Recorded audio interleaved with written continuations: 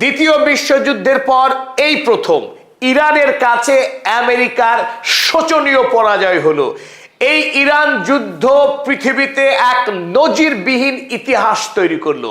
8ই April 2026 তারিখটি পৃথিবীর কাছে স্মরণীয় হয়ে থাকবে আমেরিকার মহাপরাজয়ের দিন আর ইরানের গৌরবময় বিজয়ের দিন হিসেবে। এই যুদ্ধ প্রমাণ করলো আমেরিকা আর অপরাজেয় নয়, আমেরিকা অভেদ্য নয়। তার বিরুদ্ধে যুদ্ধে লড়া যায় এবং এই যুদ্ধে তাকে পরাস্তও করা যায়। ইরান প্রথমবারের মতো আমেরিকার যে অহংকার, সেই অহংকারকে চূর্ণ করে দিয়েছে গোটা পৃথিবীর মানুষের চোখের সামনে। এই মুহূর্তে ডোনাল্ড ট্রাম্প মুখ লুকোনোর জায়গা পাচ্ছে না তার নিজের দেশেই। এই মুহূর্তে ডেমোক্র্যাটরা তাকে এমনভাবে তাকে ঝেঁকে ধরেছে, খুব অল্প সময়ের মধ্যেই আমেরিকায় 25তম সংবিধান সংশোধনীর মাধ্যমে তাকে ক্ষমতার অলিন্দ থেকে ছুঁড়ে ফেলতে যাচ্ছে আমেরিকার মানুষেরা। ডোনাল্ড ট্রাম্প যে 4 স্বপ্ন নিয়ে ইরান হামলা করেছিল তার কোনোটি বাস্তবায়িত তো হয়নি, বরং এই মুহূর্তে আমেরিকা গোটা পৃথিবীর কাছে অনির্ভরযোগ্য, মূল্যবোধ শূন্য একটি হিংস্র রাষ্ট্রের তকমা পেল। আর অন্যদিকে এই অন্যায়ের বিরুদ্ধে লড়াইয়ে, আপোষহীন সংগ্রামে ইরান অনন্য উচ্চতা অর্জন করেছে। গোটা পৃথিবীতে এই মুহূর্তে সততার জন্য, সাম্রাজ্যবাদের বিরুদ্ধে ন্যায়ের পক্ষে লড়াই করার জন্য ইরানের IRGC, ইরানের সাধারণ মানুষ, কোটি কোটি মানুষের হৃদয় জয় করে নিয়েছে।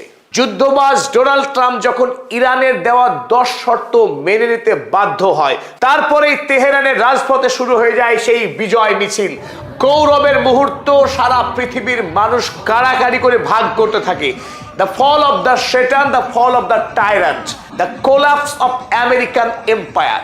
দানবের পতন।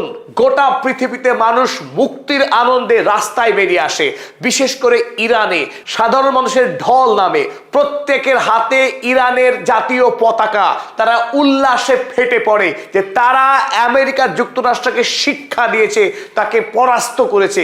গোটা পৃথিবী এতদিন ধরে যার ভয়ে জড়ো হয়েছিল, ভীত হয়েছিল, যার বিরুদ্ধে কথা বলার সাহস দেখাতে পারেনি বিশ্ববাসী, সেই অপরাজেয় মার্কিন যুক্তরাষ্ট্রকে ইরানের জনতা, তাদের যে অদম্য শক্তি, তাদের অফুরন্ত প্রাণ শক্তি এবং মৃত্যুতে অকুত ভয়, সেই বীর পারস্য জাতি আমেরিকাকে পরাস্ত করে দেখিয়েছে। তাদের দেয়া প্রস্তাবে আমেরিকাকে শেষ পর্যন্ত ঐক্যমত পোষণ করতে হয়েছে। এক ঐতিহাসিক মুহূর্ত, মানব জাতির বিজয়। আমেরিকা গোটা পৃথিবীব্যাপী যে অন্যায়ের, সন্ত্রাসের সাম্রাজ্য তৈরি করেছিল, সেই সাম্রাজ্য ভেঙে চুরমার হয়ে গেল। পৃথিবী যদি ঐক্যবদ্ধ হয়, যে কোনো দানবকে, যে কোনো স্বৈরাচারী শাসককে যে ভেঙে খান খান করে দেয়া যায়, তার আরো এক অনন্য সোনালী নজির তৈরি করলো এই বীর পারস্য জাতি। ডোনাল্ড ট্রাম্প ইরানে এসেছিলেন রেজিম চেঞ্জ করতে। তার একটাই স্বপ্ন ছিল, যে কোনো মূল্যে ইসলামিক রিপাবলিককে ভেঙে গুড়িয়ে দাও, আয়াতুল্লাহদের শাসনকে উপড়ে ফেলো। তিনি নিজেই আয়াতুল্লাহ হতে চেয়েছিলেন। ইরানের সর্বোচ্চ ধর্মীয় নেতা সাজার স্বপ্ন হয়েছিল ডোনাল্ড ট্রাম্পের।